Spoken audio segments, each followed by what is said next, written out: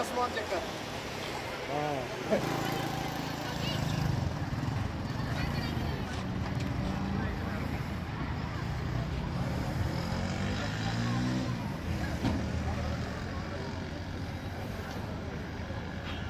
क्या करें ज़्यादा मत। पहले की हाँ ये तार टूटेगी गरीब से बनाना।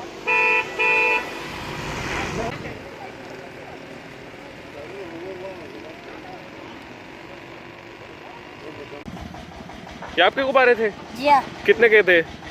10 छोड़ दिया। 12 साल हो गए इधर काम करते हैं।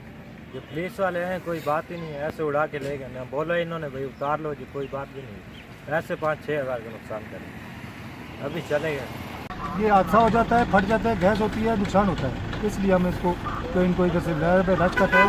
रश होता है, मार्केट है, मार्केट में इनका नुकसान होता है। पब्लिक प्लेस है, इधर अगर फट जाए तो बहुत ज़्यादा नुकसान होता है।